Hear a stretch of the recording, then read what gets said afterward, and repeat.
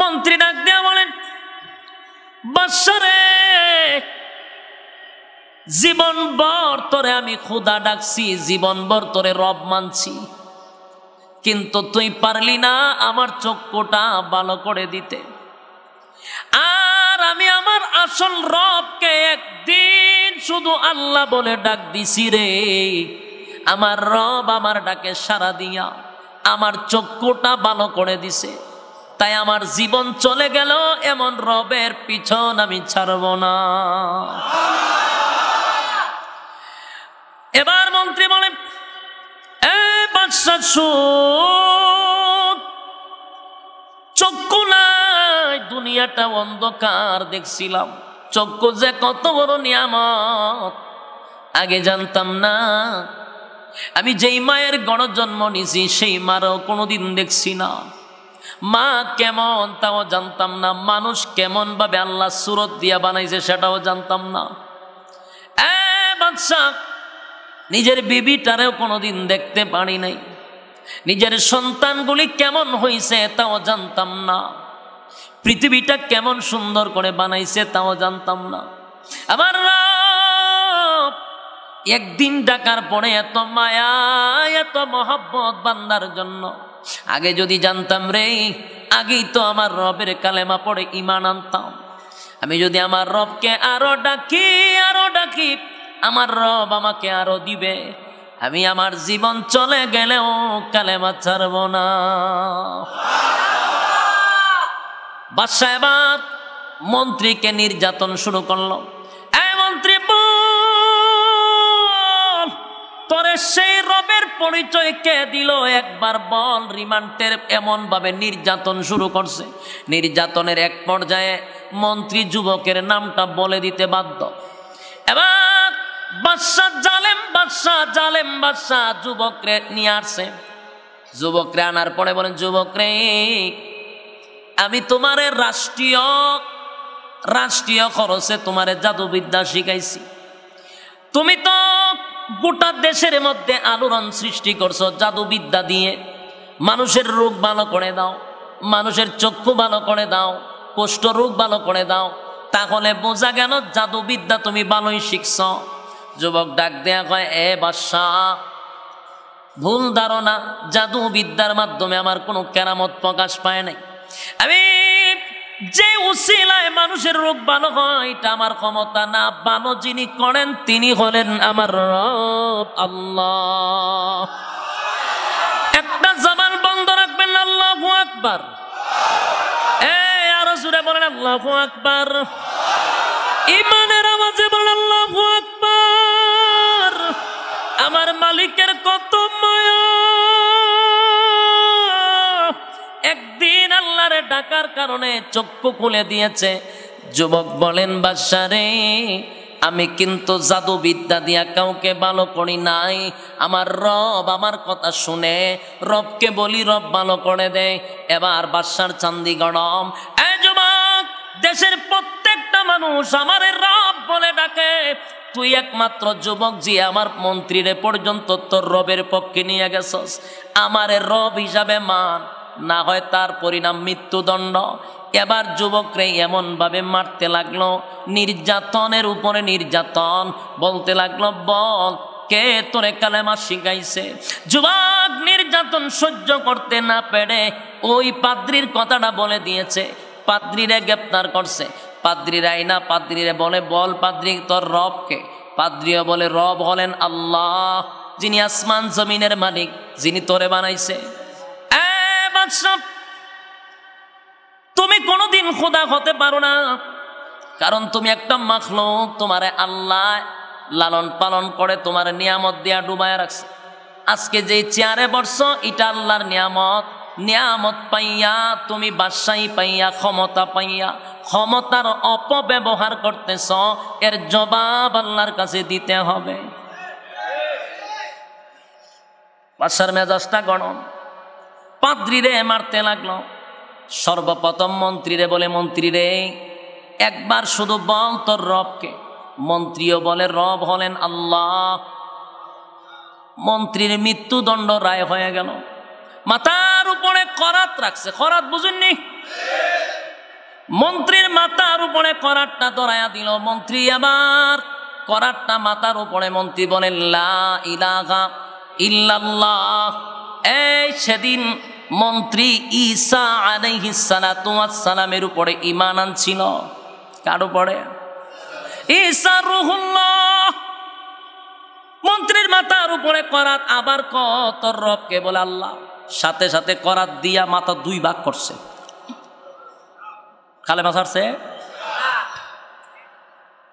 এবার ফাদ্রিরে ধরছে, কালেমা ছেড়ে দেবো, ছাড়বো না। ফাদ্রিরও 2 ভাগ করছে। এখন যুবকরে ধরছে, কয়ে 2 জনে তোর সামনে হত্যা করছি, তুই আসত বাকি, তোরে আমার দরকার আছে, তোরে এখনো সুযোগ দিছি, কালেমাটা ছাইরা দে, তোরে মারতে চাই না। যুবক কয় 2 জনে তো মারছ, আমার লাগবে, তুই কেমনে ভাবলে যে আমি কালেমা ছেড়ে দিব? এর থেকে কোনো কঠিন শাস্তি থাকলে আমারে দে। সুবহান। ইমান কারে হয় চিন্তা করছেন নি? এর থেকে যদি কঠিন শাস্তি থাকে আমারে দে। বাদশা কয় তোরে আমি কঠিন শাস্তি দিব। হাত পাও বাঁধছে, বাইন্দা স্পেশাল সেনাবাহিনী দিয়া পাথরের পাহাড়ের উঁচু টিলায় লয়ে গেছে। ওইখান থেকে উড়াইয়া ছেড়ে দিবি, সবাই দেখে তার মরণটা। যুবকরে পাহাড়ের উঁচু টিলায় নিছে। যুবকে আল্লাহর কাছে মাঝখান দিয়া দোয়া করে দিছে, আল্লাহ আমার হেফাজত করো, আর এরারে তুমি সাইজ করো। বাদশার একটা খেলা দেখা মনে। সুবহানাল্লাহ। দোয়া কবুল। সেনাবাহিনী যা গেছে ইডি একটা একটা টাচ খাইতে খাইতে খাইতে খাইতে সবটি পাথরের পাহাড়ের নিচে পড়ে সব মারা গেছে। যুবক বাদশার সামনে গিয়ে এইভাবে খাড় রয়েছে। বাদশা কই তোরে না ফাটাইছিলাম পাথরের পাহাড়ের উপরে, ইগান আইলে কেমনে? বাহিনী কো বাহিনী একবারে বর্ত হয়ে গেছে গা। কিভাবে? আল্লাহ সাইজ করছে। বাদশার পায়জামা গরম, কইটা কয় কি? ও গিয়া দীক্ষা, বিশ্বাস না হইলে। বাদশা কই সর্বনাশ সর্বনাশ, তারা আরো স্পেশাল বাহিনী পাঠা। এমন সাগরের মাঝখানে নিয়ে হাত পা বাইন্দা পানির মধ্যে ছেড়ে দিয়ে তোরা আয়া পড়বি। আরো স্পেশাল বাহিনী পাঠাইছে। যুবক দোয়া করে, আল্লাহ এরা সাইজ করে আমারে বাঁচাও। সাগরের মাঝখানে সব বাহিনী শেষ। যুবক বাদশার সামনে হার রয়েছে। বাদশায় কই তুই কি মানুষ না জিন? আমি মানুষ, তুই মরস না কেটে। বাদশারে এবার যুবকে কয় আমার মারাটা কি তোমার খুব শখ? বলে হ। তুই মরে গেলে আমার চিন্তা শেষ। এটাই যদি তোমার আফসুস হয়, তাহলে আমার শর্তে যদি মারো তাহলে মরব। ভাই তুই যেমনে কস এমনি মারতে রাজি, তবে তোর মরণ লাগবো। তুই মরলে আমার শান্তি নাই, আমার ঘুম নাই। তাহলে কি করতে হইব? দেশের যত নাগরিক আছে, দেশের যত মানুষ আছে, সবাই একটা জায়গায় জড়ো করবা। আপনারা যে ভয় পড়ছেন, সব ঘরের মধ্যে কোনো মানুষ থাকতে পারবে না, সবাই এক জায়গায় আনবেন। আনার পরে আমার একটা উঁচু জায়গায় বাইদা রাখবেন। সবার সামনে আমারে একটা মন্ত্র বলবেন। এই মন্ত্র বইলা যখন তীর মারবেন আমি মারা যাব। বাদশা কয় সর্বনাশ, নিজের ইচ্ছা কইছে মরবো, আর অসুবিধা নাই। দেশের সব মানুষকে জরুরি ভিত্তিতে সবাইকে এক জায়গায় করছে দেশের প্রধানমন্ত্রী। দেশের প্রধানমন্ত্রী যদি কয় গড়ে যে থাকবে, এর গড় শুদ্ধ উড়াই দিব। জীবনে কেউ গড়ে থাকবো? সব গেছে মারো। হয়তো মন্ত্র কি তা? মন্ত্র যে বলবো এটা আস্তে করলে হইতো না, সবার খানে খানে এটা পৌঁছাইতে হইব। খানে খানে যদি আপনি না পৌঁছান তা আমি আবার মরতাম না। সব বনাস প্রয়োজনে মাইক লাগাই দিব। তারে বাঁধছে, দেখো মন্ত্র ডাকো। মন্ত্রটা এইভাবে বলবেন, বিসমিল্লাহি রব্বিল গোলাম।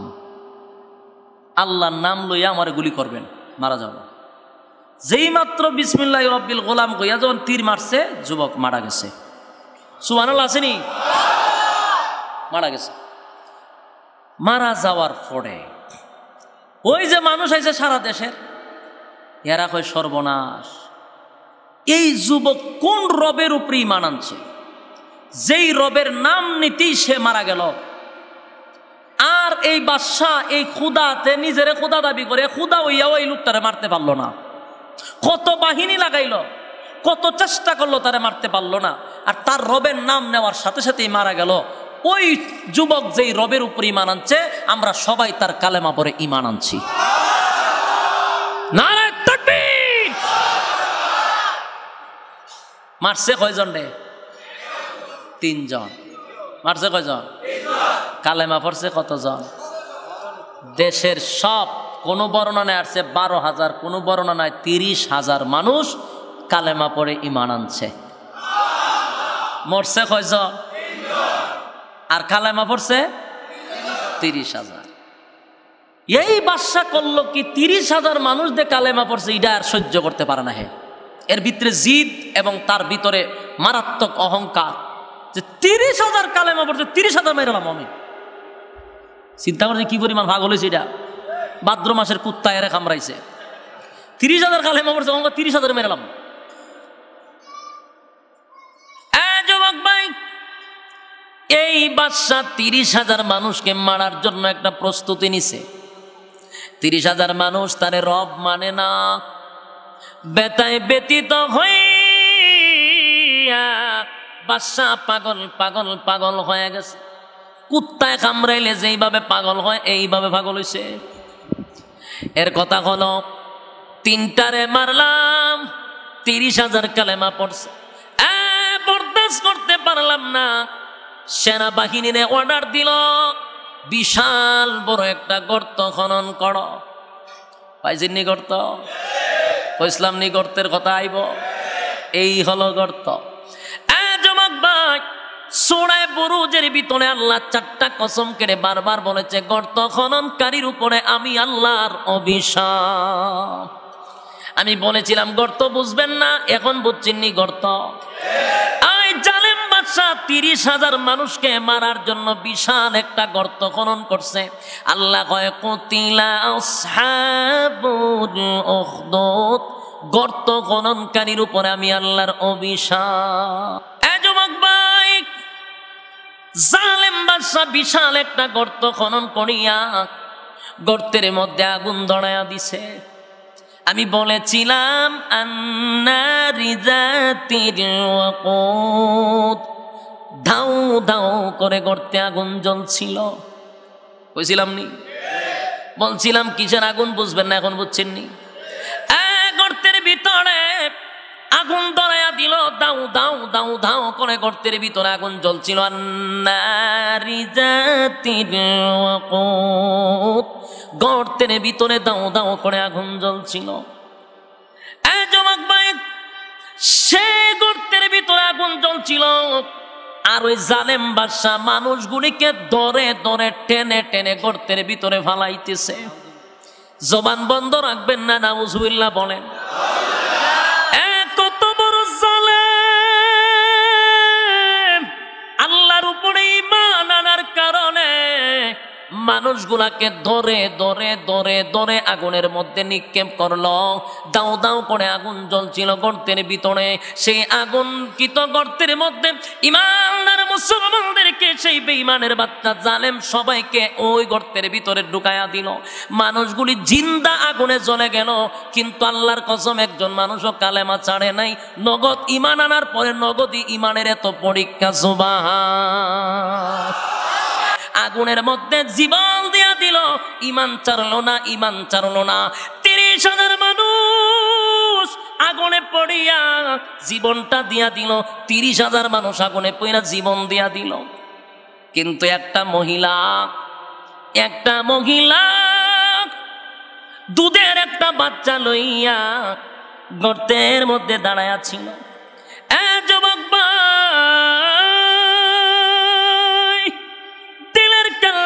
শুনেন গো, কি পরিমাণ ঈমান তাদের ঈমান আর আমাদের ঈমানের মধ্যে কতটুকু পার্থক্য।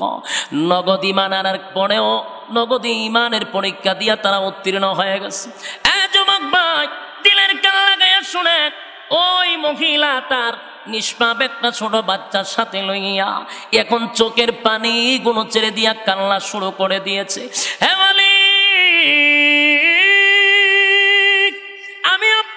উপরে ঈমান এনেছি, আমি বারবার আগুনে জাপ দিতে রাজি। আমি আমার সামনে 30,000 মানুষ আগুনে পড়ে ছাই হয়ে গেছে। ঈমানের পরীক্ষার জন্য আমিও কিন্তু গর্তের মধ্যে পড়তে রাজি আছি, কিন্তু আমার দুধের বাচ্চাটারে লই দিয়া কেমনে গো আমি আগুনের মধ্যে জাপ দিয়া পড়ি। কলিজায় মানে না, স্বাভাবিক একটা মা তার সন্তানটারে লইয়া আগুনে জাপ দিতে চায় না, মার কলিজায় দেয় না রে আমার দুধের বাচ্চাটারে লইয়া কেমনে গো আমি আগুনে জাপ দিয়া পড়ি। ঠিক এই মুহূর্তে আমার আল্লাহ ওই ছোট বাচ্চার জবানটা খুলে দিছে। সুবহান, একটা জবান বন্ধ রাখবেন না। আল্লাহু আকবার, আরো জোরে বলেন আল্লাহু আকবার। ইমানের আওয়াজ দিয়া বলেন আল্লাহু আকবার। ছোট বাচ্চার ইমান, ছোট বাচ্চার জবান আল্লাহ খুলে দিয়েছে। ছোট বাচ্চারা ডাক দিয়া বলে মা গো 30,000 মানুষ তোমার চোখের সামনে ইমানের পরীক্ষায় পড়ে গেছে গো মা, আগুনে পড়তে দেরি, আল্লাহ তুই জান্নাত পেতে দেরি নাই। মা গো একটা সেকেন্ড দেরি করবা না, শয়তান তোমারে ধোঁকা দিবে গো মা, জান্নাত থেকে তোমারে বঞ্চিত করবে। আমার চিন্তা করো না, আমারে লইয়া আগুনে জাপ দাও। মা তার সন্তানের জবান দিয়া যখন কথা বলতে শুনলো পাগল হয়ে গেছে, সাথে সাথে বাচ্চাটারে লইয়া আগুনের মধ্যে জাপ দিতে দেরি করে নাই। জোরে কোন সুবহান। ছোট বাচ্চাটারে লইয়া আগুনের মধ্যে জাপ দিল। একে একে 30,000 মানুষ আগুনে পড়ে ছাই হয়ে গেল। ওই জালেম বাদশার অর্ডারে 30,000 মানুষ আগুনে পড়ে ছাই হয়ে গেল। আল্লাহ রাব্বুল আলামিন সেই কোরআনে কারীমের মধ্যে বলেন আন্নারি যাতিল ওয়াকুদ, আগুন দাও দাও করে গর্তের ভিতরে জ্বলছিল। ইযহুম আলাইহা কুউদ, তখন তারা সেই গর্তের কিনারায়, কোন গর্তের কিনারায়? যে গর্তের ভিতরে ইমানদাররা আগুনে পড়ে ছাই হয়ে গেছিল, যে গর্তের ভিতরে ইমানের পরীক্ষা দিতে গিয়া আগুনের মধ্যে জাপ দিছে, সেই গর্তের কিনারায় জালেম শাসকের বাহিনীরা মদ্যপান করছে, হারাশি তামসা করছে। ইমানদাররা আগুনে জ্বলে রে, বেঈমানের বাচ্চাগুলি গর্তের কিনারায় বৈশা বৈশা তারা লাফায়। আল্লাহ বলেন কুল হুয়াল্লাহু আহাদ, নবী আপনি বলুন আমি আল্লাহ একক।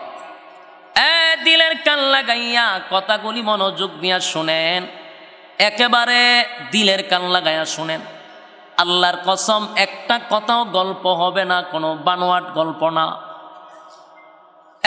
কোনো বুজুর্গদের কেরামত আপনাদের সামনে বর্ণনা করব না।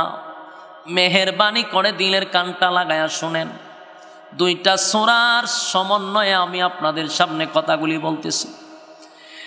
তাদের দাঁত ভাঙ্গা জবাব দিয়া বলেন কুল হুয়াল্লাহু আহাদ, নবী আপনি বলুন আমি আল্লাহ একক, আমি অদ্বিতীয়, আল্লাহুস সামাদ, আমি অমুকাফেক্কি, লাম ইয়ালিদ ওয়া লাম ইউলাদ, আমি আল্লাহ কারো কাছ থেকে জন্ম দেই নাই, কাউকে জন্ম দেই নাই। ওয়ালাম ইয়াকুল লাহু কুফুয়ান আহাদ, আমার সমতুল্য আর কেউ নাই। আসিনি সুবহানাল্লাহ। এ যুবক ভাই, দিলের কান লাগায় শুনেন গো। বেঈমানদের দাঁত ভাঙ্গা জবাব দেওয়ার জন্য রব্বে কারীম সূরা ইখলাসটা নাজিল করে আল্লাহ দাঁত ভাঙ্গা জবাব দিয়া দিছে। তার সরল তরজমাটাও আপনারা শুনতে পারছেন। এখন আসুন, এরপরও তারা থামে নাই।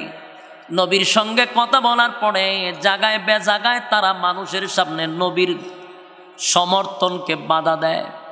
যারা কালেমার দাওয়াত গ্রহণ করছে তাদেরকে বাধা দেয়, বাধা না মানলে তাদেরকে কারণে অকারণে নির্যাতন করে। নির্যাতনের একটা সীমা আছে, কিন্তু বর্বর জাতি জাহিলিয়তের যুগে নির্যাতন কারে কয় গো? নির্যাতনের স্টিম রোলার চাপায়া দিছে। আকাশ বাতাস বাড়ি হয়ে গেছে তাদের নির্যাতনের কারণে। চাঁদপুরের বাইরা দিলের কান লাগায়া কথাগুলি শোনেন। ইসলাম তো আমরা পাইছি মুসলমানের ঘর জন্ম নিয়া মুসলমান। আমরা ইসলামটারে গুরুত্ব দেই না, কারণ আমরা তো কষ্টের বিনিময়ে পাইছি না। কিন্তু সাহাবায়ে কেরামদের শরীরের তাজা রক্ত দিয়া ইসলাম নামক বৃক্ষটারে জিন্দা করছে, রক্ত দিয়া ইসলাম জিন্দা করছে। আর আজকে আমরা ইসলামটারে বিরানি আর কেকের মধ্যে রেখে দিছি। যুবক ভাইরা আমার দিলের কান লাগায়া শোনেন, সাহাবায়ে কেরামরা রাসূলের উপরে ঈমান আনছে, কালেমার দাওয়াত গ্রহণ করছে, তো বেঈমানরা তাদের উপরে আক্রমণ করে, তাদেরকে কারণে অকারণে মারধর করে। নির্যাতনের তো একটা সিস্টেম আছে, কোনো সিস্টেম নাই। কোন সাহাবায়ে কেরামদেরকে দুই পায়ে দুইটা ঘোড়ার সঙ্গে বেঁধে দেয়, ঘোড়া যখন দৌড়তে থাকে দুই রান ছিঁড়ে দুই বাজু চলে যায়। এমন ভাবে তারা নির্যাতন করে, তারা হাসি উল্লাস করে, এমন মৃত্যু দেখার পরে তারা মদ্যপান করে হাসি উল্লাস করে। কোন সাহাবীদেরকে শুলিতে ঝুলাইয়া তারা মারে, কালেমা পড়ার অপরাধে কোন সাহাবায়ে কেরামদেরকে জ্বলন্ত কয়লার মধ্যে শোয়া দেয়।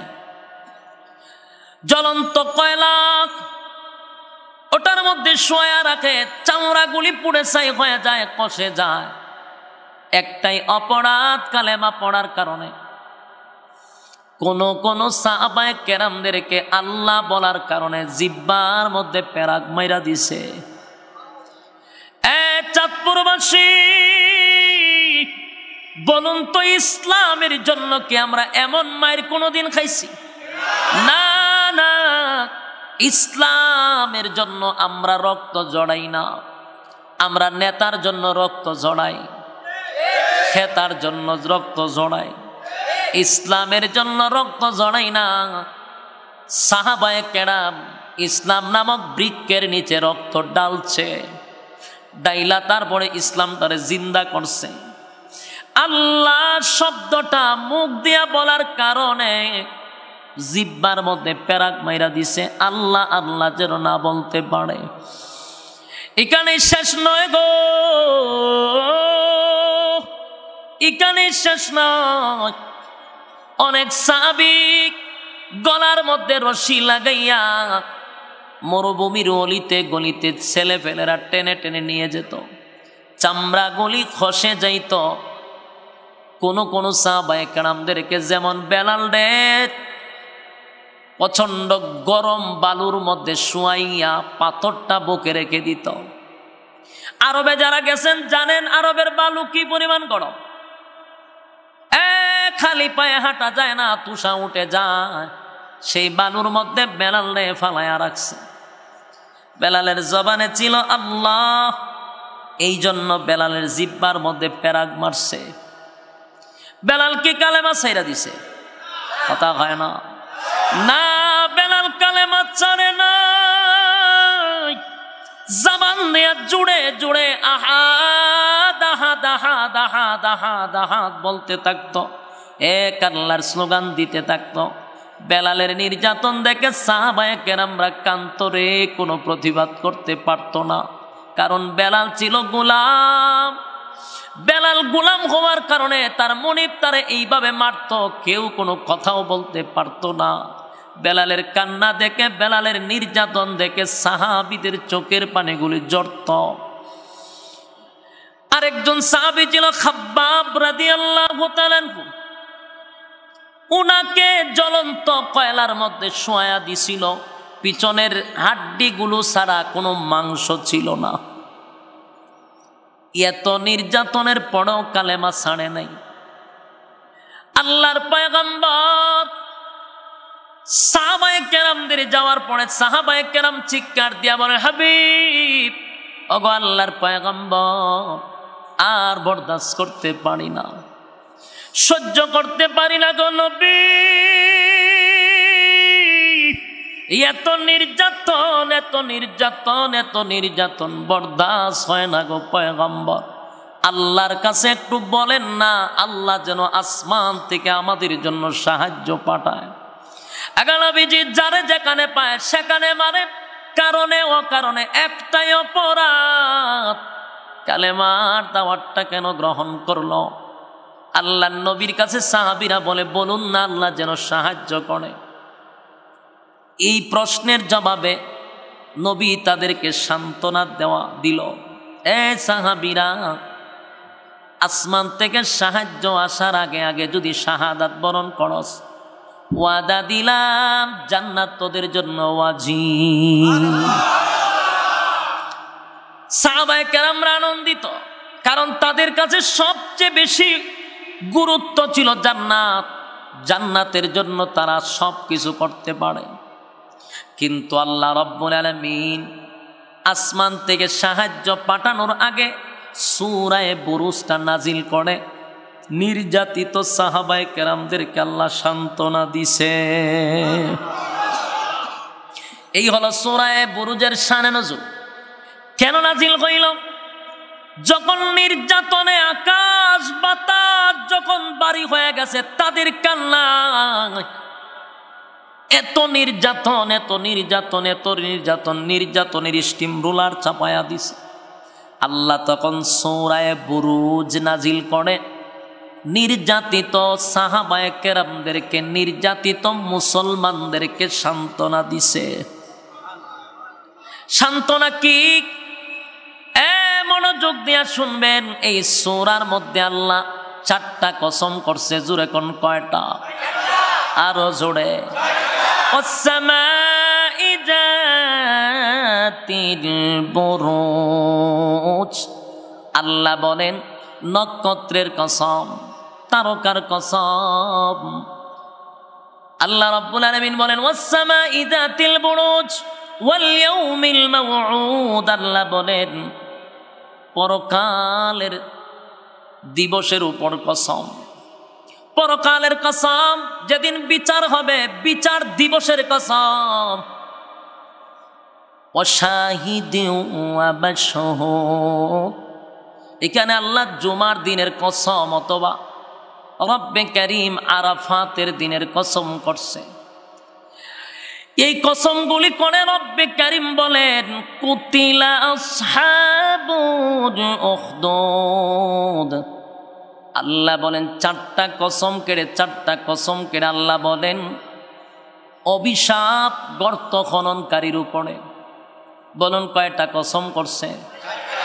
কসম করার পরে আল্লাহ অভিশাপ দিছে জালেমদের উপরে। আল্লাহ বলেন জালেম শাসকের উপরে আমি আল্লাহর অভিশাপ, গর্ত খননকারীর উপরে আমি আল্লাহর অভিশাপ। খুব মনোযোগ দিয়া যদি না শুনেন কিছু বুঝবেন না। এখন শুধু আপনাদেরকে অর্থগুলা শোনাচ্ছি, এরপরে আল্লাহ বলেন কুতিলা আসহাবুল উখদুদ, গর্ত খননকারীর উপরে আমি আল্লাহর অভিশাপ। এখন গর্ত খননকারীটা বুঝবেন না, সামনে বুঝবেন, শুধু ইয়াদ রাখবেন গর্ত কথাটা আছে না নাই? কথা হয় না? গর্তটা ইয়াদ রাখবেন, এখন বুঝবেন না। আল্লাহ শুধু কসম কাটছে 4টা কসম কাটার পরে আল্লাহ বলেন গর্ত খননকারীর উপরে আমি আল্লাহর অভিশাপ। আন্নারি যাতিল ওয়াকুদ, যে গর্তে দাউ দাউ করে আগুন জ্বলছিল। এখন কিছু বুঝবেন না কোন গর্তে আগুন জ্বলছিল, বুঝবেন না, বুঝাচ্ছি। ইযহুম আলাইহা কুউদ। আল্লাহ বলেন যখন তারা সেই গর্তের কিনারায় বসেছিল। কারা বসেছিল? এখন বুঝবেন না, সামনে বুঝবেন। ওয়াহুম আলা মা ইয়াফআলুনা বিল মুমিনিনা শুহুদ। ইমানদারের সাথে যা যা হয়েছিল তা তারা দেখেছিল। কি হয়েছিল, কি দেখেছিল বুঝবেন না, সামনে বুঝবেন। وما نقموا منهم إلا أن يؤمنوا بالله العزيز الحميد। ইমানদারের সাথে তাদের কোনো শত্রুতা ছিল না, একটাই শত্রুতা ছিল, কেন? তারা কালেমা পড়ছিল। যুবক ভাই, এই যে আমি গর্ত কথা বললাম কিছুই বুঝলেন না। আন্নারি যাতিল ওয়াকুদ, দাও দাও করে আগুন জ্বলছিল। কোথায় জ্বলছিল বুঝলেন না। ইযহুম আলাইহা কুউদ, গর্তের কিনারায় কারা বসেছিল? কিছুই বুঝেন নাই। এখন আসুন এটা বোঝার জন্য একটু ঠান্ডা মাথা নিয়ে বসতে হবে। পারবেন? সর্বপ্রথম হলো সাহাবায়ে কেরামরা যখন নির্যাতনের একেবারে স্টিম রুলার তাদের উপরে চাপায়া দিল রে, আকাশ বাতাসটা কালো হয়ে গেছে তাদের কান্নায়। ঠিক এই মুহূর্তে সূরা বুরুজ নাজিল করে আল্লাহ সান্ত্বনা দিছে। কি সান্ত্বনা দিল? 4টা কসম করছে আল্লাহ। কয়টা? ওয়াস-সামাই যাতিল বুরুজ ওয়াল ইয়াউমিল মাউউদ ওয়া শাহিদিন ওয়া মাশহুদ। রব্বে কারীম বলেন তারকার কসম, চন্দ্রের কসম, তারকার কসম। আল্লাহ বলেন কিয়ামত দিবসের কসম, এবং যেদিন দেখবে সেদিনের কসম, মানে আরাফাতের কসম অথবা জুমার দিনের কসম। কসম কানার পরে আল্লাহ বলেন কুতিলা আসহাবুল উখদুদ, গর্ত খননকারীর উপরে আমি আল্লাহর অভিশাপ। এতটুক পর্যন্ত থামেন এবং শোনাটা আমি আপনাদেরকে এরপরে ভাঙ্গা বুঝাইতেছি। এখান পর্যন্ত একটু স্টপ দিলাম। এখন আসুন, আল্লাহ সান্ত্বনা দিল নির্যাতিত মুসলমানদেরকে এই সূরা দিয়া। এই সূরার ভিত্তিতে কি ঘটনাগুলি ঘটছে এখন আপনাদেরকে বুঝাচ্ছি। গর্তের কথা ইয়াদ আছে তো? দাউ দাউ করে আগুন জ্বলছে, ইয়াদ আছে তো? গর্তের কিনারায় বসে দেখছিল, কি দেখছিল, ইয়াদ আছে তো? এগুলো বলতেছি। রাসূল দুনিয়াতে আসার প্রায় 80 বছর আগের ঘটনা। বলুন, রাসূল দুনিয়াতে আসার কত বছর আগের ঘটনা? 80 বছর আগের ঘটনা। তখনকার যুগে একজন জালেম শাসক ছিল। কি শাসক? জালেম শাসক। তাহলে বোঝা গেল 1400 বছর আগেও জালেম ছিল। তাহলে এই জালেম কিন্তু তখনও ছিল, এখনো আছে, কিয়ামত পর্যন্ত এটা থাকবেই। রাসূল দুনিয়াতে আসার 80 বছর আগে একজন জালেম শাসক ছিল, সে নিজেরে খোদা দাবি করত। তার কাছে জাদুবিদ্যা দিয়া তাকে অনেক হেল্প করত। তখন জাদুবিদ্যার একটা প্রচলন ছিল। যিনি জাদুবিদ্যা দিয়া বাদশাকে সাহায্য করত, এই লোকটা একেবারে বার্ধক্যে পৌঁছে গেছে, বৃদ্ধ হয়ে গেছে।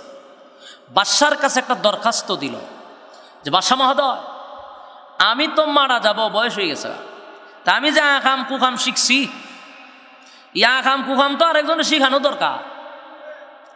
এমন একটা লোক দরকার, যুবক, মেধাবী, সুঠাম দেহের অধিকারী। বাদশাহ কথা তো ঠিক, সারা দেশ বাছাই করে একটা যুবক রে পাইছে। যুবক যেমন দেখতে সুন্দর, এমন মেধাবী। যুবক রে পাইছে, ওই জাদুঘরের কাছে জাদুবিদ্যা শিখো, রাষ্ট্রের অনেক উপকার হবে। যুবক ক্লাস শুরু করছে, প্রতিদিন যায় জাদুবিদ্যা শিখে। হঠাৎ একদিন রাস্তার মধ্যে দেখে একজন হুজুরে ওয়াজ করে। যেমন মনে করেন আমি এখানে ওয়াজ করতেছি, কিছু লোক এখানটা দাঁড়াইয়া দেখুন জেলখানার মতো ছাইয়া রয়েছে। এরা লজ্জা শরম খুব কম, তেরা ছায়া ছায়া দেখে, আমি যে ওয়াজ করি দেখে। তো দেখতে দেখতে একদিন এরার মতো এরা দেখতে দেখতে দেন অনেকজন ভিতরে কিন্তু ঢুকছে। ওই ফাদ্রির কাছে জাদুবিদ্যা শিখে ওইরকম দেখতে দেখতে একদিন ঢুকে গেছে গা। দুইটা কয় কিতা কয় অন্য লইছে, তো দুইটা দেখে না বালতি লাগে, উজুরে দোয়া সুন্দরই করতেছে, খারাপ তো কিছু না। বইয়া তার একটু বালা লাগছে। পরের দিন আবার আয়া ঢুকিয়া আবার কতটুকু ওয়াজ শুনে দে, ওয়াজ শুনে তো ভালোই লাগে। এই শুনতে শুনতে এক পর্যায়ে ওই হুজুরের কাছে হাতে হাত ধরে কালেমা পড়ে ঈমান আনছে। সে এইভাবেই চলছিল গোপনে ঈমান আইনা। সে জাদুবিদ্যাও শিখে আর এই ফাদ্রির কাছে সময় দেয়। তো তার ঈমানই আবার জজবা বেড়ে গেছে, অনেক মেহনত করে। তো ঘটনাক্রমে একদিন রাস্তা দিয়া যাচ্ছে জাদুবীরের কাছে, দেহে রাস্তার মধ্যে একটা প্রাণী বসা, ভয়ঙ্কর প্রাণী। ইটার ভয়ে মানুষ আর কেউ আয় না। যুবক সব বনাচন জামু কেমনে, আর গ্রামের সব দাঁড়ায় রয়েছে। এই প্রাণীর কারণে রাস্তা দিয়া চলাচল করতে পারতেছি না। যুবক এবার চিন্তা করলো, যদি ফাদ্রি সঠিক হয়, তার খুদা তো একজন, সে দাবি করে, তার খুদা যে সঠিক হয়, আমি তো কালেমা পড়ছি, যার উপরে ঈমান আনছি সে যদি সঠিক হয়, তাহলে ডিল মারলাম, এটা যেন মইরা জায়গা। আর যদি বাদশা খুদা হয়, তাহলে এই প্রাণী মরবে না। ছোট্ট পাথর দিয়ে ডিল মারছে, তো সাথে সাথে এই প্রাণীটা মারা গেছে। আপনারা আবার ভাববেন না যে হুজুরে কি গিচ্ছা শুরু করে দিছে নাকি? তা এটা গিচ্ছা না, এটা তাফসিরের কিতাবের ভিতরে এই ঘটনাটা উল্লেখ করা হয়েছে। আপনারা এখনো চাইলে ঢুকিয়া দেখতে পারেন, মোবাইলে সফটওয়্যারে এইগুলো আছে। তাফসিরের কিতাবের ভিতরে এই ঘটনাটা আনছে। কথা বুঝতেছেন? গিচ্ছা টিচ্ছা মনে করেন না। যুবকে যখন ডিল মারছে, প্রাণী কিতা হয়েছে? মইরা গেছে। এলাকার মানুষ এই জিনিসটা দেখছে। আচ্ছা মনে করেন একটা কথা কই, এখানে একটা বাঘ যায়, আমি যদি ডিল মাইরা মাইরা লাই, আমার মুড়িদানের অভাব পড়ব? কথা হয় না? যতটা বেড়া মুড়ি দিব এর চেয়ে বেশি বেড়ি মুড়ি দিব। মহিলারা তো সারছে, ঘরের ডিম ডাম লইয়া মুরগি সুরগি লইয়া এ পড়ব। সব বনাস কামেল ফির কামেল ফির, বাঘ মাইরা লাইছে, ঠিক নি? সারা দেশে একটা লারা বেড়ে যাবো গা, জমজমাট একটা উরুস শুরু হয়ে যাবো গা। কতক্ষণ ঠিক নি? এরপরে বৈশের মেলা হইব, উডের মেলা হইব, ছাগলের মেলা হইব, মুরগের মেলা হইব, খালা মুরগের ডিমের মেলা হইব, এরপরে কেক খাওয়া হইব, এরপরে নাচানাচি হইব, গান বাজনা হইব। এই হইল উরুস শেষ। কথা কই না দি? এই যুবক যে এই প্রাণী মারছে, এলাকার মানুষ সর্বনাশ, যুবকের ভিতরে কিছু একটা আছে। কথা কই না দি? আছে একটা, কিছু একটা আছে। আমরা দেশে জানা জড়ায় যদি ফু দেয়, আর যদি কোনো রোগ ভালো জায়গা সব বানা, জড়ার ভিতরে কিছু আছে। যদি বলে এদিন ল্যাংটা, ল্যাংটা হইলো ভিতরে আছে। কিতা আছে দেখাই লাইছে দি? কথা কই না? যা আছেন তো দেখাই লাইছে, আর কিতা আছে কস না। এর ঘরে কই বলে আছে। তো এই যুবকেরই কেরামতি দিকে মানুষকে সব বনাস ভিতরে কিছু আছে। মানুষ তার কাছে যাওয়া শুরু করছে, মানুষের স্রোত শুরু হয়েছে। আল্লাহ যুবক রে এত কবুল করা করছে, যুবক অসুস্থ রোগীকে ফু দিলে ভালো হয়ে যায়। কুষ্ঠ রোগ হাত দিয়া দোয়া কইরা ফু দিলে ভালো হয়ে যায়। যার ফুক দেওয়ার সাথে সাথে ভালো। সুনাম আরো ছড়াইছে, চতুর্দিকে তার সুনাম। ঘটনাক্রমে এই নিউজ পাইছে মন্ত্রী, বাদশার আন্ডারে যে মন্ত্রী, মন্ত্রী আবার আসিল জন্ম অন্ধ, এটা খানা মন্ত্রী। এই খানা মন্ত্রী খবর পাইল যে করে এমন এক যুবক বাইরিছে, তোর চোখও ভালো হইতে পারে। মন্ত্রী কয় সর্বনাশ, জীবনে যাতা দেখছি না, যদি দেখতে লাইতে তো সারছে। একটা বাস্কর ভিতরে স্বর্ণ লইছে, টাকা পয়সা লইয়া গেছে যুবকের কাছে, গিয়া বাস্ক খুলছে। হয় দেখছুন এটার ভিতরে কি? তো দেখছি তো। সব স্বর্ণ অরিজিনাল, একেবারে 22 ক্যারেটের স্বর্ণ, টাকা পয়সা সব আছে, সব তোমার। কেন? বিনিময়ে চক্ষু ভালো করে দাও। তুমি বলো সবার চোখ বালা করে দাও, ফুটো দিলে ভালো জায়গা, টাকা পয়সা যা আছে সব তোমার, চোখ বালা করে দাও।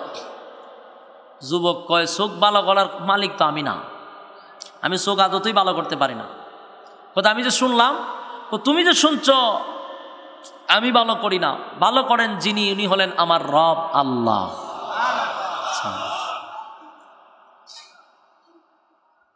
মন্ত্রী কয় বেডা, খুদায় যদি ভালো করতো তুই এতদিন ভালো করলো না, আমি তো খুদার কাছেই থাকি। এ জানে বাদশা হইল খুদা, এই দেশের সব নাগরিক কে জানে খুদা?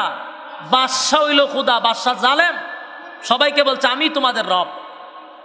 তো মন্ত্রী কয় খুদায় যদি ভালো করতো, খুদার কাছে আমি থাকি, এই খুদায় চোখটুক ভালো করতে পারে না, ইতা কইস না, তুই ভালো করে দে। যুবক বলে তুমি যাকে খুদা বলতেছো সে তো খুদা না। দিলে খুদা কি আরো আছে? আমি যাক গোলামি করি, যিনি আসমান জমিন সৃষ্টি করছেন, তোমারে সৃষ্টি করছেন, তোর খুদা যেটা কস বাদশা, এই জালেম বাদশারে যিনি সৃষ্টি করছেন, যাদেরকে নিয়ামত দিয়া ডুবাইয়া রাখছেন, তিনি হলেন আমার রব আল্লাহ। মন্ত্রী কয় সর্বনাশ সর্বনাশ, যদি বাদশায় উনে গরদান থাকবো নি, তখন তা ইসলাম চোখের লাগে পরে দিয়ে আমার গরদান হয়ে থাকতো না, তো চোখ দেখিতা করতাম। হয় বাইরে ইতা মানুষের দ্বারা খাওয়ার দরকার নাই, লুগাই আইসি, চোখ কান বালা করে দামি জায়গা। হয় এইভাবে চোখ ভালো হবে না। কিভাবে? আগে আমার রবের উপরে তুমি ঈমান আনো, তারপরে রবের কাছে বলবো, রব তোমার চোখ ভালো করে দিবে। মন্ত্রী আচ্ছা দেখি চোখটা ভালো হইয়া, হয় আগে কি মানানো লাগবে? বলে আগেই মানানো লাগবে। মন্ত্রী বিপদে পড়ছে, কালেমা পড়ে ঈমান আনছে। আসেনি সুবহানাল্লাহ। থাকলে হইয়েন। এখন মন্ত্রী কালেমা পড়ার পরে হয়তো চোখ ভালো করে দাও। যুবক দোয়া করছে, সাথে সাথে তার চোখ ভালো হয়ে গেছে। যে বেটা জীবনে দেখছে না, এ যদি প্রথম দেখে কিতা করব?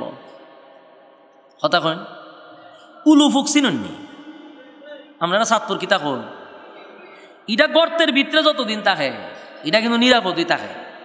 ইটা যখন বাইর হয় এই দুনিয়ার চাকচিক্য দেখে সেটা খালি লাফায়। ওখানে লাইটের মধ্যে গিয়ে টাপা মারে, ওখানে গুতা মারে, ওই ফানিত গিয়ে গুতা মারে, ইটা করতে করতে জাগাত শেষ। ওই আগুনে ফুইরা মরে, আনাইলে মানুষের ফারাত পুরা মরে, আনাইলে ফানিত পুরা মরে। ঠিক নেই? কেন বেশি লাফায়? আরে জীবনে দেখছে না তুই সুন্দর দেখে পাগল হয়ে যায়। মন্ত্রীর দশাই রকম, মন্ত্রীর চোখ পাই ওখানে হেরে তাপা মারে, হেরে ডেকা মারে, এরে গুতা দেয়। মানে গীতা করস কা মানুষ দুই রকম, আমি তো জানতাম না। সুবহানাল্লাহ কইতেন না? মন্ত্রী কি খুশি, ডিজে গানের আয়োজন করছে। তো সব বনাস জীবনে যা দেখছি না তা দেখলাম। এই মন্ত্রীর ইমান এত শক্ত হইছে এখন, কারণ তার ভিতরে একটা ধাক্কা লাগছে। সারা জীবন খারে খুদা মানলাম, আমার চোখ বালা করতে পারলো না। আর এই যুবকের যে খুদার পরিচয় দিছে, একদিন আল্লাহ বলার সাথে সাথে আমার চোখটা খুলে দিছে। এখন মন্ত্রী তৈল গিয়া বাসার লোক, মন্ত্রী গেছে পার্লামেন্টে, আগে তো দেখতো না, এখন এ দেখে। এ বাসার পয়সা ওইটাই নি খুদা, আমি যেরকম খুদা দিই রকমও। এখন মন্ত্রী যে দেখে তার আব্বাব দেখে মানুষ বুঝা লাগছে, তো দেখেরি বাসা কিরে তুই খালি লড়াচড়া করস, ঘটনা কিতা দেখস না কিতা? বলে দেখি। সব্যনাশ কেমনে হয়? আমার চোখ ফিরে পাইছি কিভাবে? এখন রব চোখ দিছে। বাদশাহ হয়তো এই কথাটা আরো জোরে ক, আমি তো তোর চোখ বালা করে দিছি, তো এটা তো আমার আগে কইলাম, অনুষ্ঠান করে কইলাম হইলে ব্যাকল। মন্ত্রী হয় তুমি কোনো খুদা না, তো তুমি তো হুদা, খুদা হুদা না, তুমি বাটপার। অতদিন তোমার দেখছি না, তুমি যে ইটাই ফের খুদা, আমি তো আগে জানতাম না। বাদশার শান্তি পুরা গরম হয়, বেটা তোর সাহস তো কম না, আমার এখানে দাঁড়াই আমারে খুদা মানুষ না, এর পরিণাম কি হবে? ভয়াবহ অবস্থা হবে। বল আমাকে রব মানুষ কিনা? না মানি না, গ্রেপ্তার কর। গ্রেপ্তার করছে, রিমান্ডে নেয়, রিমান্ডে নিছে, মার দর শুরু করছে। এমন ভাবে পিড়াইতে লাগলো, মারতে মারতে, কারণ জালেম বাদশা কিন্তু মারতে মারতে মন্ত্রীর অবস্থা খুব খারাপ। কিন্তু মন্ত্রী কালেমা ছাড়ে না। মন্ত্রী ডাক দিয়া বলেন, বাদশা রে, জীবনভর তোরে আমি খুদা ডাকছি, জীবনভর তোরে রব মানছি, কিন্তু তুই পারলি না আমার চক্ষুটা ভালো করে দিতে। আর আমি আমার আসল রবকে একদিন শুধু আল্লাহ বলে ডাক দিছি রে, আমার রব আমার ডাকে সাড়া দিয়া আমার চক্ষুটা ভালো করে দিছে। তাই আমার জীবন চলে গেল, এমন রবের পিছন আমি ছাড়ব না। এবার মন্ত্রী বলে, বাদশা শুন, চক্ষু নাই, দুনিয়াটা অন্ধকার দেখছিলাম, চক্ষু যে কত বড় নিয়ামত আগে জানতাম না। আমি যেই মায়ের গড় জন্ম নিছি সেই মারও কোনোদিন দেখছি না। মা কেমন তাও জানতাম না, মানুষ কেমন ভাবে আল্লাহ সুরত দিয়া বানাইছে সেটাও জানতাম না। বাদশা, নিজের বিবিটারেও কোনোদিন দেখতে পারি নাই, নিজের সন্তানগুলি কেমন হয়েছে তাও জানতাম না, পৃথিবীটা কেমন সুন্দর করে বানাইছে তাও জানতাম না। আমার রব একদিন ডাকার পরে এত মায়া, এত মহব্বত বান্দার জন্য। আগে যদি জানতাম রে, আগেই তো আমার রবের কালেমা পড়ে ঈমান আনতাম।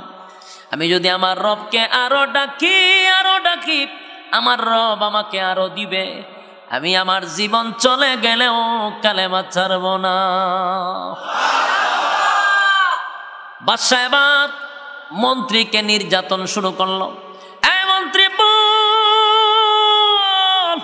তোরে সেই রবের পরিচয় কে দিল একবার বল। রিমান্ডের এমন ভাবে নির্যাতন শুরু করছে, নির্যাতনের এক পর্যায়ে মন্ত্রী যুবকের নামটা বলে দিতে বাধ্য।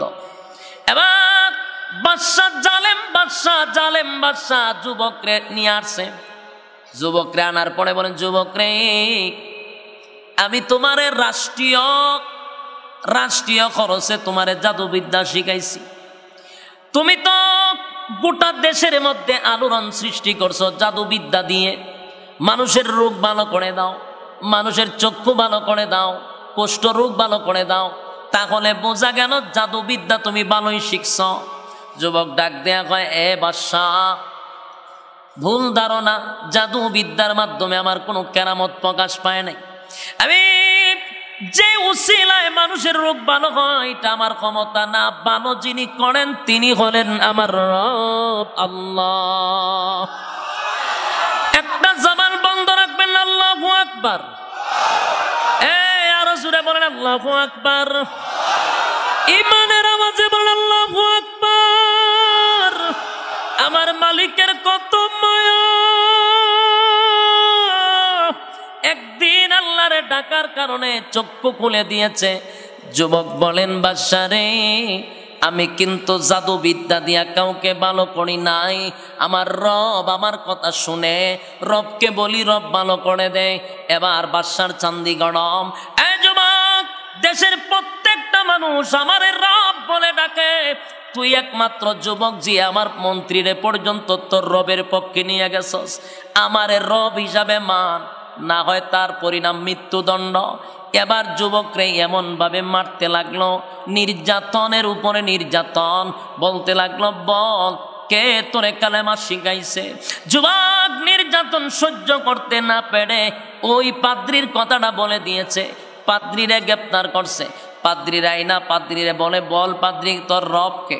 পাদ্রিও বলে, রব হলেন আল্লাহ, যিনি আসমান জমিনের মালিক, যিনি তোরে বানাইছে। তুমি কোনোদিন খোদা হতে পারো না, কারণ তুমি একটা মাখলুক। তোমারে আল্লাহ লালন পালন করে তোমার নিয়ামত দিয়া ডুবায় রাখছে। আজকে যে চেয়ারে বসছো এটা আল্লাহর নিয়ামত। নিয়ামত পাইয়া তুমি বাদশাহী পাইয়া, ক্ষমতা পাইয়া ক্ষমতার অপব্যবহার করতেছ, এর জবাব আল্লাহর কাছে দিতে হবে। বাদশার মেজাজটা গরম, পাদ্রিরে মারতে লাগলো। সর্বপ্রথম মন্ত্রীরে বলে, মন্ত্রীরে একবার শুধু বল তোর রবকে। মন্ত্রীও বলে, রব হলেন আল্লাহ। মন্ত্রীর মৃত্যুদণ্ড রায় হয়ে গেল। মাথার উপরে করাত রাখছে। করাত বুঝেননি? মাথার উপরে করাতটা রেখে বলতেছে, দুইটা বাঘ করে ফেলবো, কালেমা ছাইরা দে। কত ইমান, কত সত্য। আমরা ইমান টিকবে না ভাই। আমরা যে এখন এত লাফালাফি করি, আমার মনে হয় না যে আমরা ইমান টিকবে। মাথার উপরে যদি খরাত থাকে ইমান টিকবো নি? আমি আমার নিজের গ্যারান্টি দিতে পারতাম না। দোয়া করেন আল্লাহ যেন এমন পরীক্ষা না ফালায়, কারণ আমরা ছাত্র বালা না, তো পরীক্ষা ঠিকতাম না। কথা এখন ঠিক নেই। সাবধান, আল্লাহরে কোন যে আল্লাহ বিনা পরীক্ষা জান্নাত দাও। পরীক্ষা দিলে শেষ। কারণ আমরা 5 টাকার কাছে চা দিয়ে, আমরা 5 টাকাতে একটা চা দিলে আমরা ইমান জাগা। বাস্তব না বাস্তব? 5 টাকার একটা চার কাছে আমরা ইমান বিক্রি হয়। এই জাতির আবার খরাত লাগবো নি ইমান রাখতে? 500 নোট দিলে ইমান শেষ, বেচা লাগবো ইমান। মন্ত্রীর মাথার উপরে করাতটা ধরাইয়া দিল। মন্ত্রী আবার করাতটা মাথার উপরে, মন্ত্রী বলেন, লা ইলাহা ইল্লাল্লাহ। এই সেদিন মন্ত্রী ঈসা আলাইহিস সালাতু ওয়াস সালামের উপরে ঈমান আনছিল। কার উপরে? ঈসা রূহুল্লাহ। মন্ত্রীর মাথার উপরে করাত। আবার কত রবকে বলে আল্লাহ। সাথে সাথে করাত দিয়া মাথা 2 ভাগ করছে। কালেমা ছাড়ছে। এবার ফাদ্রিরে ধরছে, কালেমা ছেড়ে দেখো ছাড়বো না। ফাদ্রিরও 2 ভাগ করছে। এখন যুবকরে ধরছে, কয় রে 2 জনরে তোর সামনে হত্যা করছি, তুই আসত বাকি, তোরে আমার দরকার আছে, তোরে এখনো সুযোগ দিছি, কালেমাটা ছাইরা দে, তোরে মারতে চাই না। যুবক কয়, 2 জনরে তো মারছ, আমার লাগবে, তুই কেমনে ভাবলে যে আমি কালেমা ছেড়ে দিব? এর থেকে কোনো কঠিন শাস্তি থাকলে আমারে দে। সুবহান, ইমান কারে কয় চিন্তা করছেন নি? এর থেকে যদি কঠিন শাস্তি থাকে আমারে দে। বাদশা কয় তোরে আমি কঠিন শাস্তি দিব। হাত পাও বাঁধছে, বাইন্দা স্পেশাল সেনাবাহিনী দিয়া পাথরের পাহাড়ের উঁচু টিলায় লয়ে গেছে। ওইখান থেকে উড়াইয়া ছেড়ে দিবি, সবাই দেখে তার মরণটা। যুবকরে পাহাড়ের উঁচু টিলায় নিছে। যুবকে আল্লাহর কাছে মাঝখান দিয়া দোয়া করে দিছে, আল্লাহ আমার হেফাজত করো, আর এরারে তুমি সাইজ করো। বাদশার একটা খেলা দেখা মনে, সুবহানাল্লাহ, দোয়া কবুল। সেনাবাহিনী যা গেছে রিডি একটা একটা টাচ খাইতে খাইতে খাইতে সবটি পাথরের পাহাড়ের নিচে পইরা সব মারা গেছে। যুবক বাদশার সামনে গিয়ে এইভাবে খাড় রয়েছে। বাদশা কই তোরে না পাঠাইছিলাম পাথরের পাহাড়ের উপরে, ইগান আইলে কেমনে? বাহিনী কো বাহিনী একবারে বর্ত হয়ে গেছে গা। কিভাবে? আল্লাহ সাইজ করছে। বাদশার ভাই জামা গরম, কইটা কয় কি? ও গিয়া দীক্ষা, বিশ্বাস না হইলে। বাদশা কই সর্বনাশ সর্বনাশ, তারা আরো স্পেশাল বাহিনী পাঠা। এমন সাগরের মাঝখানে নিয়ে হাত পা বাইন্দা পানির মধ্যে ছেড়ে দিয়ে তোরা আয়া পড়বি। আরো স্পেশাল বাহিনী পাঠাইছে। যুবক দোয়া করে, আল্লাহ এরা সাইজ করে আমারে বাঁচাও। সাগরের মাঝখানে সব বাহিনী শেষ। যুবক বাদশার সামনে হার রয়েছে। বাদশায় কই তুই কি মানুষ না জিন? আমি মানুষ। তুই মরস না কেটে? বাদশারে এবার যুবকে কয়, আমার মারাটা কি তোমার খুব শখ? বলে হ। তুই মরে গেলে আমার চিন্তা শেষ। এটাই যদি তোমার আফসুস হয়, তাহলে আমার শর্তে যদি মারো তাহলে মরব। ভাই তুই যেমনে কস এমনি মারতে রাজি, তবে তোর মরণ লাগবো। তুই মরলে আমার শান্তি নাই, আমার ঘুম নাই। তাহলে কি করতে হইব? দেশের যত নাগরিক আছে, দেশের যত মানুষ আছে, সবাই একটা জায়গায় জড়ো করবা। আপনারা যে ভয় পড়ছেন, সব ঘরের মধ্যে কোনো মানুষ থাকতে পারবে না, সবাই এক জায়গায় আনবেন। আনার পরে আমার একটা উঁচু জায়গায় বাইদা রাখবেন। সবার সামনে আমারে একটা মন্ত্র বলবেন। এই মন্ত্র বইলা যখন তীর মারবেন আমি মারা যাব। বাদশা কয় সর্বনাশ, নিজের ইচ্ছা কইছে মরবো, আর অসুবিধা নাই। দেশের সব মানুষকে জরুরি ভিত্তিতে সবাইকে এক জায়গায় করছে দেশের প্রধানমন্ত্রী। দেশের প্রধানমন্ত্রী যদি কয় গড়ে যে থাকবে, এর গড় শুদ্ধ উড়াই দিব। জীবনে কেউ গড়ে থাকবো? সব গেছে মারো। হয়তো মন্ত্র কি তা? মন্ত্র যে বলবো এটা আস্তে করলে হইতো না, সবার খানে খানে এটা পৌঁছাইতে হইব। খানে খানে যদি আপনি না পৌঁছান তা আমি আবার মরতাম না। সব বনাস প্রয়োজনে মাইক লাগাই দিব। তারে বাঁধছে, দেখো মন্ত্র ডাকো। মন্ত্রটা এইভাবে বলবেন, বিসমিল্লাহি রব্বিল গোলাম। আল্লাহর নাম লইয়া আমারে গুলি করবেন, মারা যাব। যেই মাত্র বিসমিল্লাহি রব্বিল গোলাম কইয়া যখন তীর মারছে, যুবক মারা গেছে। সুবহানাল্লাহ আসেনি? মারা গেছে। মারা যাওয়ার পরে ওই যে মানুষ আইছে সারা দেশের, এরা কয় সর্বনাশ, এই যুবক কোন রবের উপরে ঈমান আনছে, যেই রবের নাম নিতেই সে মারা গেল। আর এই বাদশাহ এই খুদাতে নিজেরে খুদা দাবি করে, খুদা হইয়াও এই লোকটারে মারতে পারলো না। কত বাহিনী লাগাইলো, কত চেষ্টা করলো, তারে মারতে পারলো না। আর তার রবের নাম নেওয়ার সাথে সাথেই মারা গেল। ওই যুবক যেই রবের উপর ঈমান আনছে, আমরা সবাই তার কালেমা পড়ে ঈমান আনছি। নারে তাকবীর! মারছে কয়জন রে? 3 জন। মারছে কয়জন? কালেমা পড়ছে কতজন? দেশের সব, কোন বর্ণনায় আসছে 12,000, কোন বর্ণনায় 30,000 মানুষ কালেমা পড়ে ঈমান আনছে। মরছে কয়জন? আর কালেমা পড়ছে 30,000। মন্ত্রী 3 জনরে মারার জন্য চেষ্টা চালাইছিল, তার রাতের ঘুম হারাম হয়ে গেছে। 3 জনকে তার রব মানে না, এখন 30,000 ইয়ারে মানে না। বাদশার মেজাজ গরম নিয়ে হন, চান্দিপুরা গরম। হায় রে হায়, 3টারে মারলাম, এখন 30,000 কালেমা পড়ছে। 3টা থাকলে ভালো আছে, দরবার লাগছে নি? কিন্তু এই বাদশা ছিল জালেম। বলুন কি ছিল? আবার বলুন কি? জালেম। ইয়াদ রাখবেন, এই জালেম বাদশা কত নিকৃষ্ট কাজ করছে, যেই কারণে আল্লাহ সূরা বুরুজ নাজিল করে বুরুজের ভিতরে এই ঘটনাগুলি তুলে ধরছে। এটা কত বড় জালেম ছিল চিন্তা করেন। এই বাদশা করলো কি 30,000 মানুষ দিয়ে কালেমা পড়ছে, এটা আর সহ্য করতে পারে না। হে, এর ভিতরে জিদ এবং তার ভিতরে মারাত্মক অহংকার, যে 30,000 কালেমা পড়ছে, 30,000 মেরালাম আমি। চিন্তা করছে কি পরিমাণ ভাগল হয়েছে। এটা ভাদ্র মাসের কুত্তা এরে কামড়াইছে। 30,000 কালেমা পড়ছে, 30,000 মেরালাম। যুবক ভাই, এই বাদশা 30,000 মানুষকে মারার জন্য একটা প্রস্তুতি নিছে। 30,000 মানুষ তারে রব মানে না, বেতায় ব্যতীত হইয়া বাদশা পাগল পাগল পাগল হয়ে গেছে। কুত্তায় কামড়াইলে যেইভাবে পাগল হয় এইভাবে পাগল হইছে। এর কথা হলো 3টারে মারলাম, 30,000 কালেমা পড়ছে, বরদাস্ত করতে পারলাম না। সেনাবাহিনীরে অর্ডার দিল, বিশাল বড় একটা গর্ত খনন করো। পাইছেন নি গর্ত? কইসলাম নি গর্তের কথা আইব। এই হলো গর্ত। যুবক ভাই, সূরা বুরুজের ভিতরে আল্লাহ 4টা কসম কেড়ে বারবার বলেছে, গর্ত খননকারীর উপরে আমি আল্লাহর অভিশাপ। আমি বলেছিলাম গর্ত বুঝবেন না, এখন বুঝছেন নি গর্ত। এই জালেম বাদশা 30,000 মানুষকে মারার জন্য বিশাল একটা গর্ত খনন করছে। আল্লাহ কয় কুতিলা আসহাবুল উখদুদ, গর্ত খননকারীর উপরে আমি আল্লাহর অভিশাপ। এখন পাইছেন নি ঘটনা?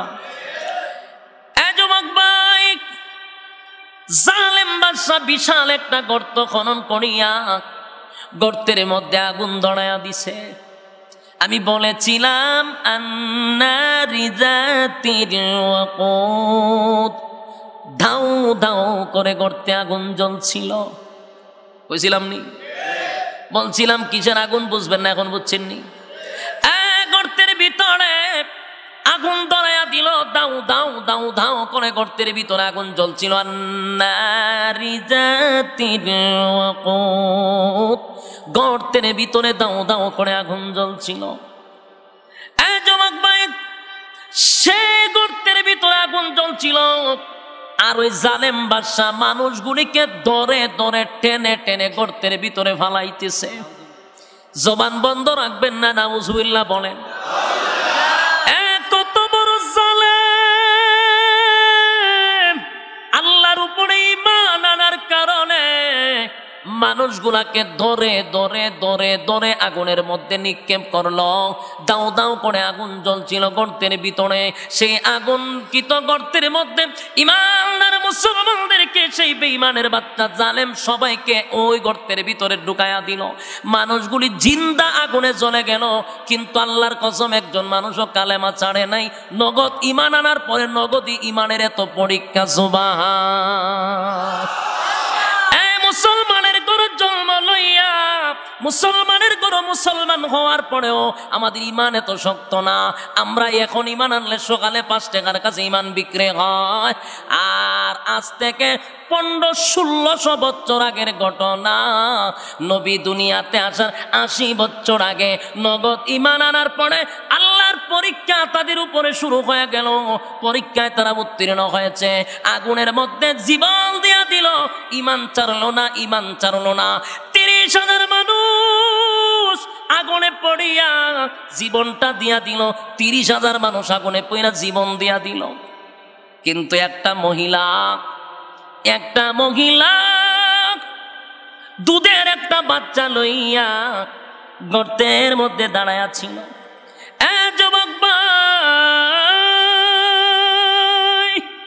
দিলের কান লাগায় শুনেন গো, কি পরিমাণ ঈমান তাদের ঈমান আর আমাদের ঈমানের মধ্যে কতটুক পার্থক্য।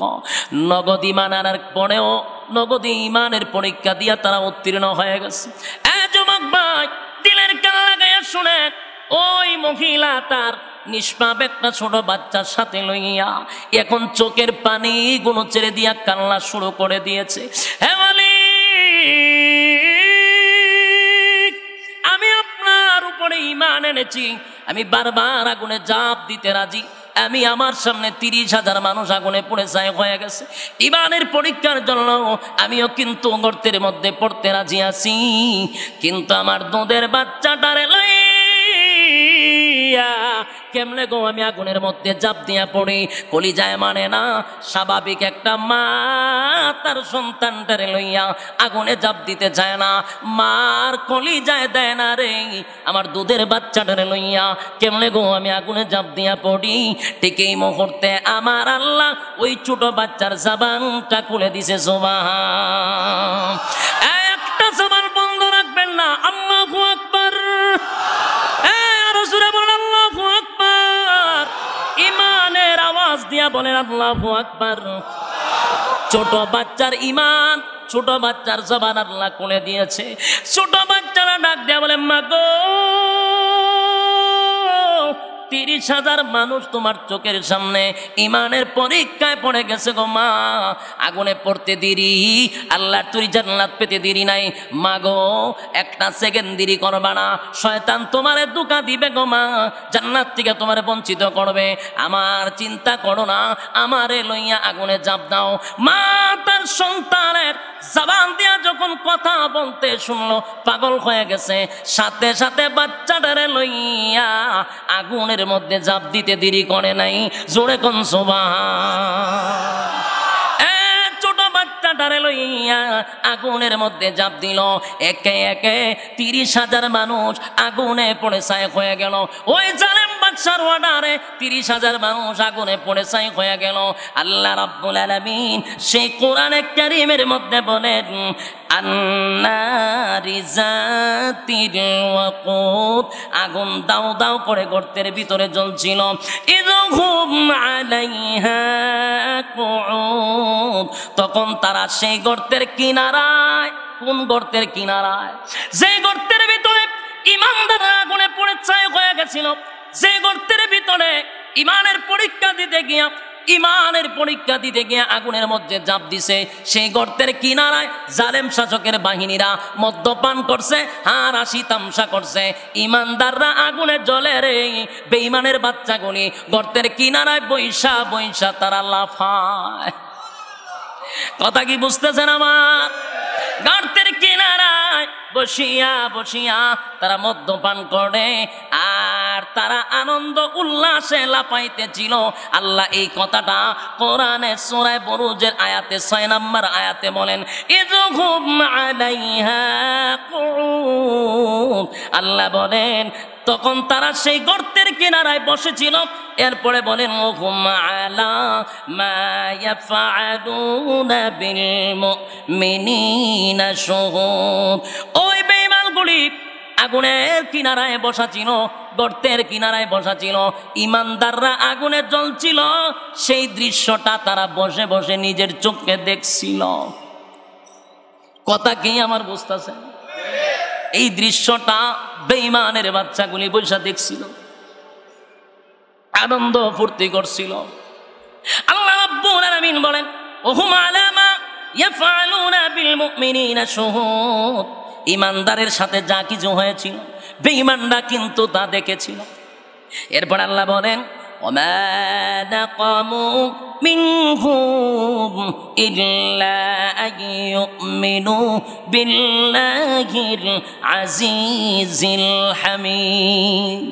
আমার যুবক ভাই, বলুন তো আপনাদের বিবেকের কাছে আমার প্রশ্নটা ছেড়ে দিলাম, বিবেকের কাছে প্রশ্নটা ছেড়ে দিলাম, বলুন তো দেখি 30,000 মানুষের কোনো অপরাধ ছিল?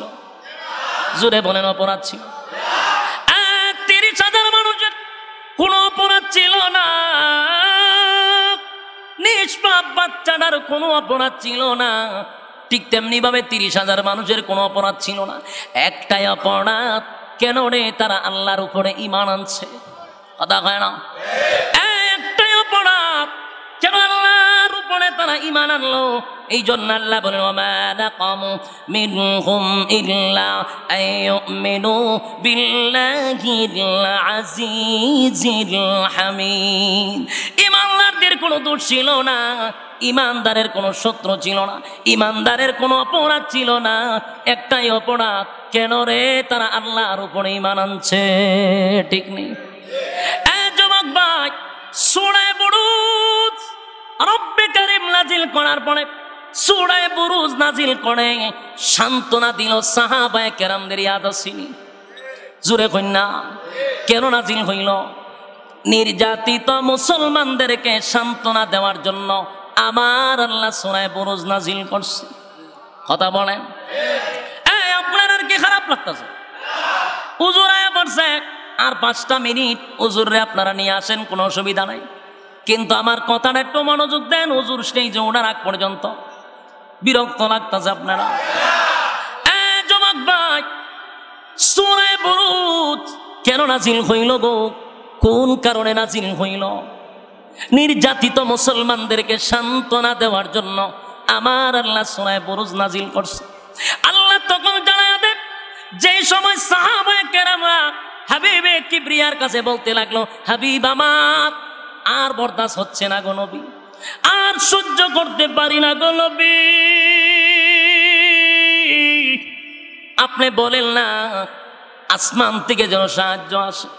আল্লাহর নবী তাদেরকে সান্ত্বনা দিছিল, সাহাবীরা রে, আসমানি ফয়সালা হওয়ার আগে যদি মৃত্যুবরণ করস, শাহাদত বরণ করস, ওয়াদা দিলাম আমি নবী হইয়া, ওয়াদা দিলাম জান্নাত তোদের জন্য ওয়াজিব হয়ে যাবে। সুবহানাল্লাহ। আল্লাহ রাব্বুল আলামিন বলেন, হাবিব ওয়াস-সামাই যাতিল বুরুজ ওয়াল ইয়াউমিল মাউউদ ওয়া শাহিদিন ওয়া মাশহুদ। আল্লাহ বলেন, নবী গো, আমি তারকার কসম করে বললাম গো নবী, আমি তারকার কসম করে বললাম, নক্ষত্রের কসম করে বললাম, কিয়ামত দিনের কসম করে বললাম, আরাফাতের দিনের কসম, জুমার দিনের কসম, যেদিন বিচার হবে সেই দিনের কসম। 4টা কসম কেড়ে রব্বে কারীম বলেন, কুতিলা আসহাবুল উখদুদ, জালেমদের প্রতি আমি আল্লাহর অভিশাপ। কথা বলেন, রব্বে কারীম বলেন, জালেমদের প্রতি আমি আল্লাহর অভিশাপ। জালেম কারা? গর্ত খনন করছে যারা। কথা হয় না? যুগে যুগে জালেম ছিল, এইভাবে নির্যাতন চলতে থাকবে কিয়ামত পর্যন্ত। ফেরাউনও কিন্তু জালেমগিরি করছে, কিন্তু কেউ টিকতে পারে নাই। বলুন, টিকতে পারছে? ফেরাউন 90,000 শিশুরে জবাই করছে রে। বলুন তো কত হাজার? 90,000 শিশু জবাই করিয়া নীল নদে ভাসায়া দিছে ফেরাউন। একটাই মাত্র কারণ, মুসা নবী যেন দুনিয়ার মুখ না দেখতে পারে। বলুন, রাখে আল্লাহ মারে কে? রাখে আল্লাহ? আরো জোরে। মালিক চায় মুসা পয়গম্বর দুনিয়াতে পদার্পণ করবে, কিন্তু ফেরাউন না কয় কোন পুরুষ সন্তান দুনিয়ায় রাখবো না। মারতে মারতে 90,000 শিশুরে জবাই কইরা নীল নদ লাল কইরা ফেলাইল, সব শিশুরে মাইরা ফেলাইছে। আল্লাহ কয়, ফেরাউন না রে, আমার মুসা নবীরে আসতে দেস না, তোর খাওয়াইয়া তোর পরাইয়া তোর ঘরে লালন পালন করব। মুসা নবী কার ঘরে বড় হইছে? কথা হয় না? ফেরাউন ক্ষমতা পাইয়া নিজেরে দাবি করছে রব। রব কি দাবি করছে? নিজেরে খোদা দাবি করছে। আল্লাহ ফেরাউনও ছাড় দিছে, কিন্তু যেদিন ধরছে তো সুবাইতে সুবাইতে মারছে। ক্ষমতা পাইয়া ক্ষমতার অপব্যবহার করা যাবে না। নমরুদ্দাও নিজে ক্ষমতা পাইয়া খোদা দাবি করছে। খোদা হয় না? দি নমরুদ বলে, আমি তো খোদা। গোটা পৃথিবীর বাদশাহী আল্লাহ নমরুদ্দারে দিছিল, গোটা পৃথিবীর রাজত্ব দিছে। একটা দুইটা দেশ নয় গো, গোটা পৃথিবীর রাজত্ব 4 জন বাদশাকে দিছিল। এর মধ্যে নমরুদ্দারে আল্লাহ দিছে। নমরুদ্দা খোদাই পাইয়া আসমানের মধ্যে তীর মারে, তীর মাইরা কয় আল্লাহরে মাইরা ফেলাইছি। আল্লাহ কয় ফেরেশতারে তীরের মধ্যে রক্ত লাগাইয়া দে, একটু ঠান্ডা হোক, একটু আনন্দ করুক। তীরের মধ্যে রক্ত পাইয়া নমরুদ্দা ডিজে গানের আয়োজন করছে, ডান্স তো বাগলো ডান্সের আয়োজন। মানছে জিগায় নাচস কেড়ে, কয় আল্লাহ মাইরা লাইছি, নাউজুবিল্লাহ। কিভাবে মারলেন? তীরের মধ্যে রক্ত লাগাই দিছি। দেখ আসমানে তীর মারছি, রক্ত লাগাইছে, আল্লাহ মরে গেছে। এ নাচছে খুশির সুরে। সেই নমরুদ্দার আল্লাহ ছাড় দিছে, কিন্তু ছাইরা দিছে না। কথা কই না দি? ছাড় দিছে কিন্তু ছাইরা দেয় নাই। নমরুদ্দার আল্লাহ জুতা দা ফিরাইয়া মারছে। কি দিয়া? জুতাটা পিটাইতে পিটাইতে পার্লামেন্টে বসাইয়া জুতা দা নমরুদ্দারে ফিরছে। মরছিনি? ক্ষমতার অপব্যবহার চিরদিন চলে না। এ আমার যুবক ভাই, আল্লাহ বলেন কুতিলা আসহাবুল উখদুদ, গর্ত খননকারীর উপরে আমি আল্লাহর অভিশাপ। গর্তকে খনন করলাম, ওই জালেম বাদশাহ 30,000 মানুষকে কালেমার অপরাধে আগুন দিয়া পড়ছে।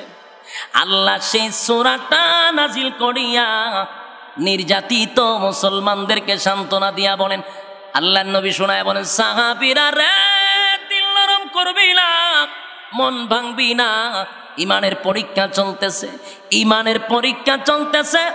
এই মুহূর্তে যদি তোরা শাহাদাত বরণ করস, আমি নবী গ্যারান্টি দিলাম জান্নাত তোদের জন্য ওয়াজিব। জুনে কোন সুবহান।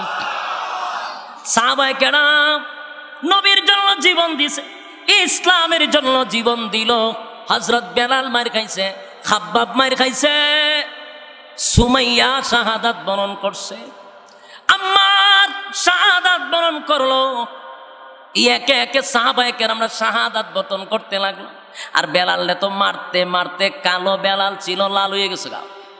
খাব্বাব শরীরের মধ্যে কোনো বস্তু ছিল না। জানতে চাই বলুন তো কিসের অপরাধে? কথা হয় না। ঈমান আনার কারণে। আমার যুবক ভাই, তোমার ভিতরে যদি ঈমানটা বড় শক্ত হয়, আল্লাহর কসম পরীক্ষা তোমার কাছে আসবে। যার ঈমান যত বেশি মজবুত, তার পরীক্ষা তত কঠিন। সমাজের সুদখোর আর ঘুষখোরের উপরে পরীক্ষা আসে না। সমাজের দুর্নীতিবাজ টেন্ডার বাচ্চাদাবাদের উপরে পরীক্ষা আসে না।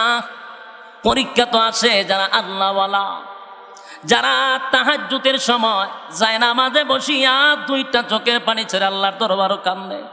মুসিবত তাদের উপরে আসে, কারণ ঈমানের পরীক্ষা দিতে হয় রে ভাই।